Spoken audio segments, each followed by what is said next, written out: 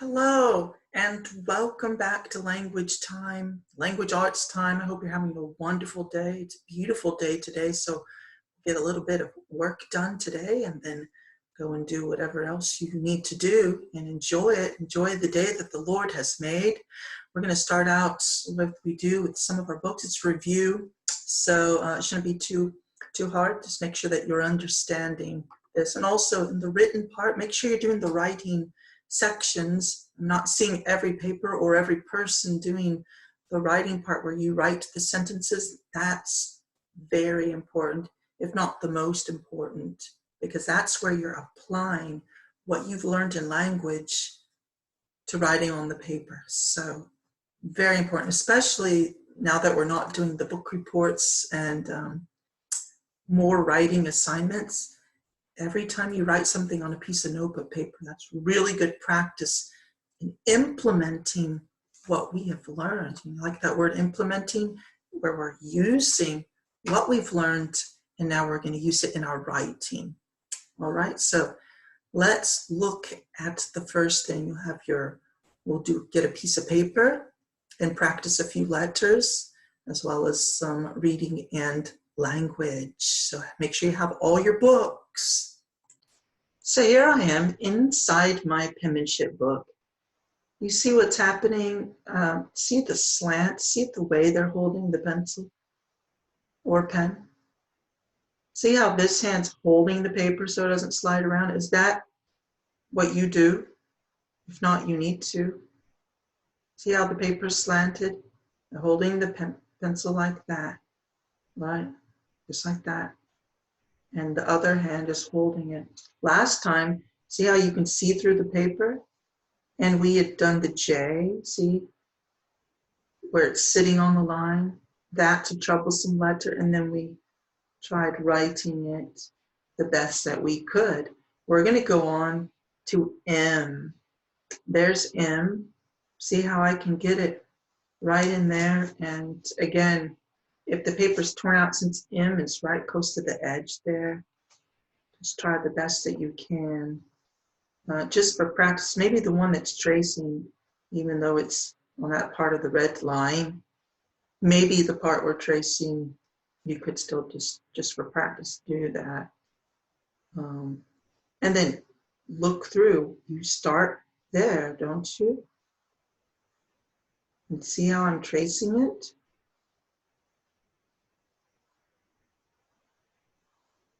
And then I go up, retrace, well, not retrace, but down. Now we're going to do this part. And then go up into whatever letter would be next. Here's lowercase m. 1, 2, and 3. And that's M. Now let's look at my letter there and see if I can do it. You can see the other letters, but I'm just going to look at M. Now I'm going to make sure that I can do it. Can I make it smaller now?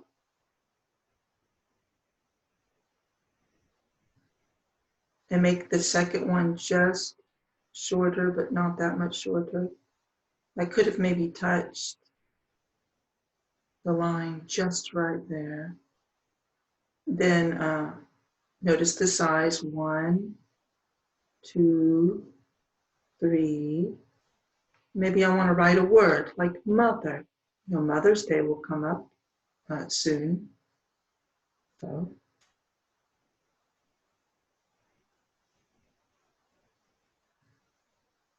you could write the word mother. Notice how to connect the other letters. Notice T. See that? Notice the slant.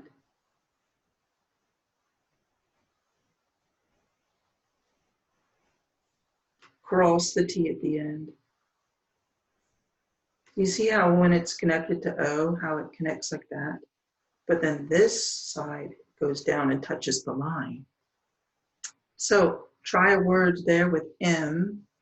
Then we'll do N. Okay, let's do an N. let's position this just to practice tracing. See, I can get my line there and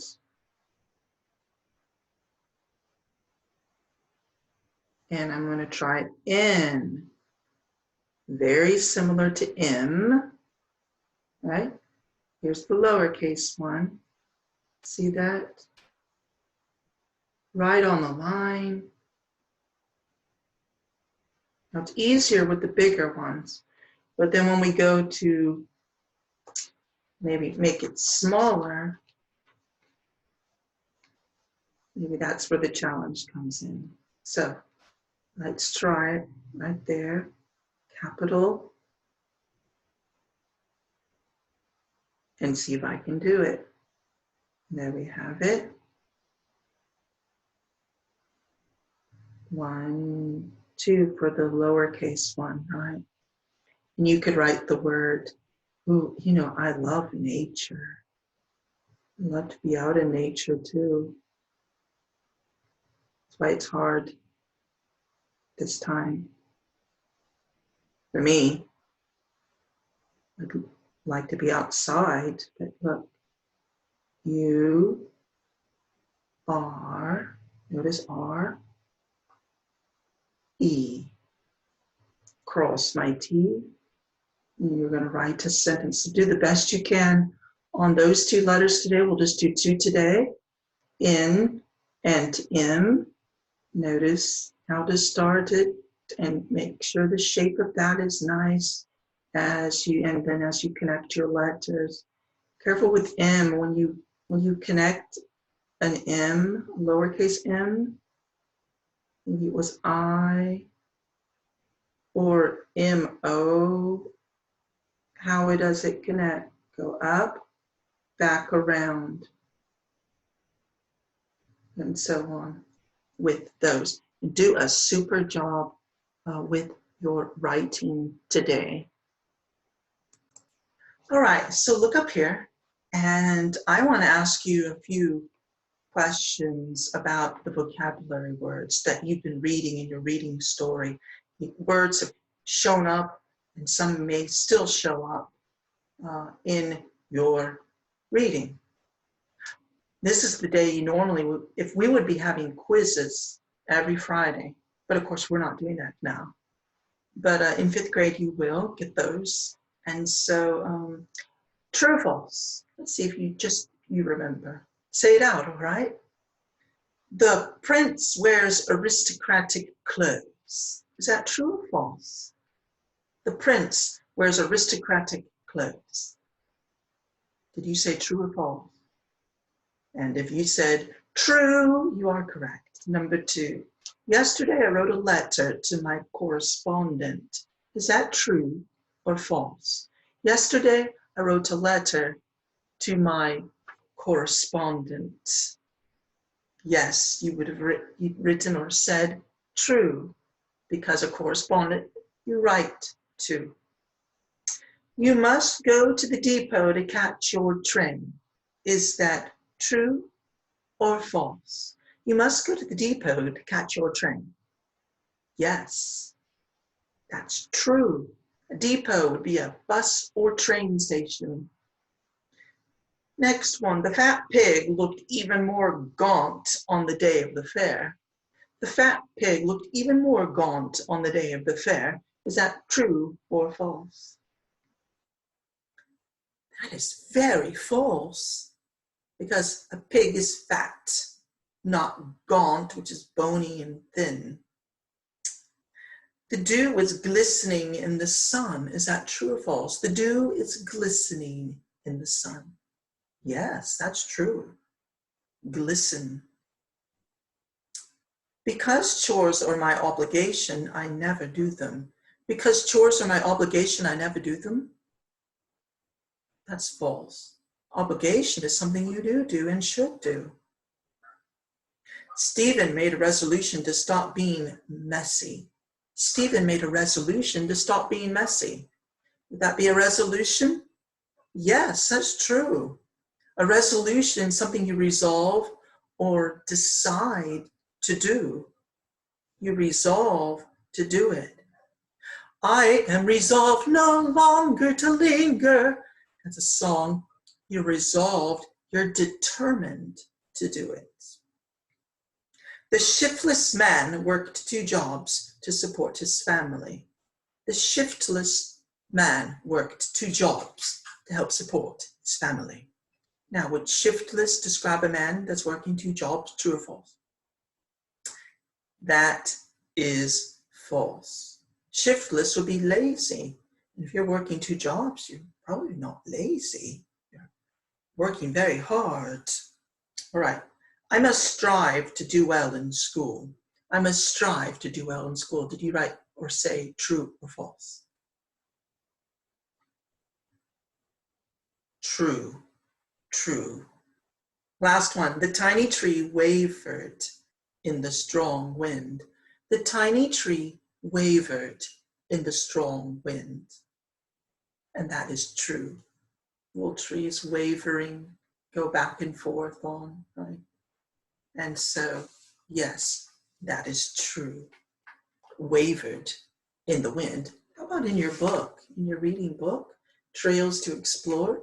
You read the story of Dick Whittington and his cat. A fun story that may or may not be true, but we do know that he was a real person who lived in the 1300s during the Middle Ages. And so a fun story there. And let me ask you some questions. Who gave Dick food, work, and a place to live in London? And his name was Mr. Fitzwarren. Ding! Raise your hand if you got that correct and your comprehension was good. How was Dick treated at the Fitzwarren home? How was Dick treated? Well, he was he treated harshly? Was he treated kindly? He was treated kindly, if you recall from the story. Now, the cook did not treat him well. So it's kind of 2 answers there. The family treated him well and kindly, but the cook did not. It's kind of cruel to him. Why did Dick buy cats? Why did Dick buy cats? Why do a lot of people get a cat? To get rid of the mice. Yes, to get rid of the mice and rats that were there in his attic room. Next question, how does the short sermon at the end of the story apply to Dick? There's a sermon at the end of the story, how would it apply to Dick? What do you think? And I'll give you a little time to say it because you might have to say a sentence or 2.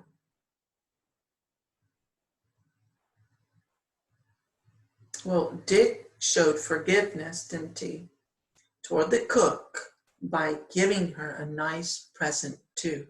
A good story and lesson of forgiveness. Someone's cruel and you forgive them. Someone's mean to you and you forgive them. Forgiveness, it's a hard lesson, but forgiveness is a must lesson of life. And I hope that you are learning to be a forgiving person even when people aren't nice to you. You can't change them, but you can have a good heart and forgive even when it's hard. There was a little bit of a poem there at the end. Cats sleep anywhere, any table, any chair, top piano, window ledge, in the middle, on the edge. Fun poem there about cats. Notice Eleanor Fayon wrote that poem, and you've seen that word come up quite a bit with their poems. Go back and look at your poems in your spelling book, and you're welcome to read through those anytime you like. And even though we're not actually saying them together. All right, so you read the next part, The Elephant's Child. Read that story, and then I'll ask you some questions about that for the next time. So let's hop right into language time. You see on the board? Let's review something. First, let's look at this though. You see that? I will lie or lay on the couch. I will lie or lay on the couch. I will. Who said lie? Who said lay? You should have said lie on the couch because that's resting or reclining. All right? Lie or lay those books on the table, please. Lie or lay those books on the table, please. Well, you place them, so you lay them on the table. Last one. I lay or laid the packages on the table. I lay or laid the packages on the table. I really think I should have done that sentence differently. If it's in the past, you'd say I laid them on the table, on the bed. I laid them there. If it's in the present, you could say lay. So probably should change that one. I didn't mean to trick you there. Now, if you were gonna go on the bed, you would say what? I lie on the bed, or I lay on the bed.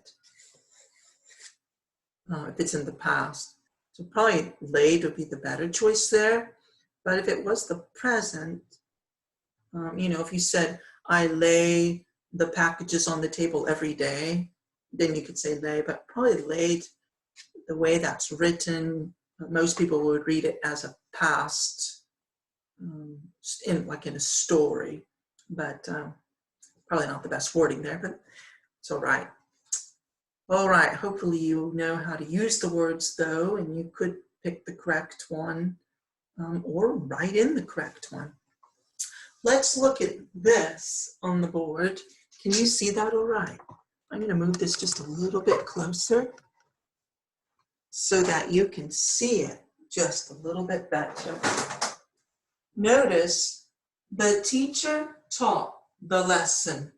Notice how to use the word taught, teach, learn, and the other words.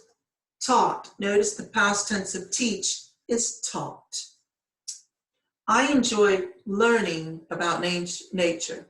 Know the difference between teach and learn. Again, you're receiving knowledge, you're learning, right? You're giving knowledge, you're teaching. Now let's say you got with your friends and you learned something about nature. You could say, I taught my little brother about some nature that I learned. Can you touch your toes while standing? Can. Notice it's the word can, not may. It's ability. Can you do it, right? But yes, you may go outside to play. You wouldn't say, yes, you can go outside to play. No, you would say may because it is permission. Now, if you're asking, may I go outside to play? Not, can I go outside to play? We misuse that one a lot, I know. We misuse that a lot, and we just have to be mindful when we're speaking to use the correct one. Can is ability, may is permission. So for the rest of the time, not a long lesson because there's nothing new. It's simply a review lesson. So in your book, you're going to find page 253. Let's see, you did 252. You're correct or incorrect. And page 253, correct, write correct in the blank. If it's not correct, write the correct one that it should be. Is it your, there, and things of that sort. Then you're going to write on paper. Make sure you do the part where you write on paper the sentence, you're, there, except, between, set, effect, or effect, which one? And know the difference. That one, number 6 in section C, you'll want to really think about. And then, of course, number 3, the accept. What's that one? How would you use that one? Accept or accept, and the difference there in your sentence needs to be the correct one. So parents, when you look at it, if you're watching right now, make sure it's the right one that's making sense in the sentence. I would say that's the most important. It's all important, but where you're writing the sentence and they're actually using it, students, that's where the rubber meets the road, where you really understand it or not. So really check those, see you're doing those correctly. And then in remember D, correct or incorrect, okay? And that's going back to punctuation. And we don't ever want to forget our punctuation, commas, periods, question marks. Look at it very carefully. It is not correct if there's something wrong. At the same time, if it is correct, you know, don't write incorrect. You know, the tall man asked, "Where is City Hall?" Is that correct or incorrect? And you're going to write it there. Right, you do well. I wish you well. Have a good time with it. It shouldn't take too long today. And it's because it's just one page there, I believe. And then again, there's going to be some more review tomorrow. So be looking, until next time, be looking for the next video.